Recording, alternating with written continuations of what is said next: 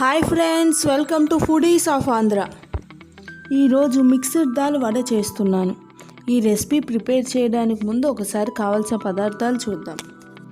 కావలసిన పదార్థాలు: శనగలు అరకప్పు, అలసందలు అరకప్పు, పెసలు అరకప్పు, మినప్పప్పు అరకప్పు, ఇడ్లీ రవ్వ అరకప్పు, అల్లం 1 అంగుళం, ఉల్లిపాయ 1, పచ్చిమిర్చి 5, జీలకర్ర 1 టీ స్పూను, ఉప్పు, కొత్తిమీర. ముందుగా ఒక బౌల్ తీసుకొని అరకప్పు శనగలు, అరకప్పు పెసలు, అరకప్పు మినప్పప్పు, అరకప్పు అలసందలు వేసుకొని ఇందులో వాటర్ పోసుకొని మూత పెట్టి రాత్రంతా నానబెట్టాలి. నేను ఉదయాన్నే తీసి కడిగి పెట్టుకున్నాను. మినపప్పు కూడా పొట్టుతో ఉంచేసాను. అసలు నీరు అనేది లేకుండా పూర్తిగా వంచేసుకోవాలి. ఇప్పుడు ఒక మిక్సీ జార్ తీసుకొని అందులో కడిగి పెట్టుకున్న పప్పులన్నిటినీ వేస్తున్నాను. పప్పులన్నీ వేసుకున్నాక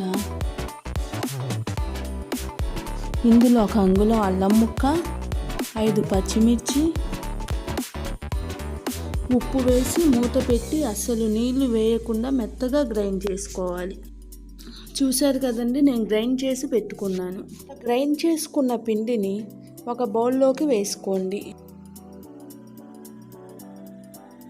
ఈ పిండిలో 1 టీ స్పూన్ జీలకర్ర, 1 ఉల్లిపాయ తరుగు, కొత్తిమీర. ఇందులో నేను నానబెట్టి నీళ్లు వంచేసి ఇడ్లీ రవ్వ కూడా వేస్తున్నాను. ఇడ్లీ రవ్వ వేయడం వల్ల గారెలు క్రిస్పీగా వస్తాయి. మీకు ఇష్టమైతే వేసుకోండి, లేకపోతే స్కిప్ చేసేయండి. వేసుకొని ఒకసారి బాగా కలిపి పక్కన పెట్టుకుంటున్నాను. ఇప్పుడు డీప్ ఫ్రై కోసం ఆయిల్ తీసుకొని వేడి చేసుకుంటున్నాను.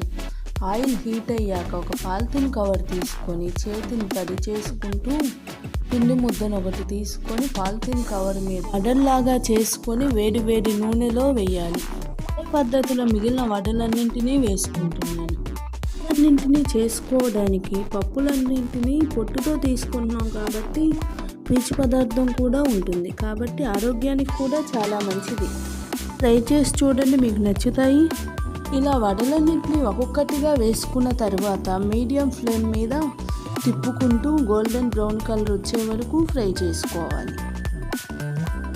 ఇంకొక విషయం చెప్పడం మర్చిపోయాను, ఈ వడలు కొంచెం పలుచగా వేసుకుంటేనే బాగుంటాయి. చూశారు కదండి, వడలు బాగా ఫ్రై అయిపోయాయి. ఇప్పుడు వీటిని తీసుకొని ఒక బౌల్లో పెట్టుకుంటున్నాను. మీకు ఈ రెసిపీ నచ్చిందని అనుకుంటున్నాను.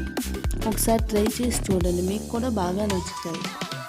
మీకు ఈ వీడియో నచ్చితే లైక్ చేయండి, షేర్ చేయండి, అలాగే సబ్స్క్రైబ్ చేయండి. కింద ఉన్న బెల్ ఐకాన్ని క్లిక్ చేయడం అసలు మర్చిపోకండి.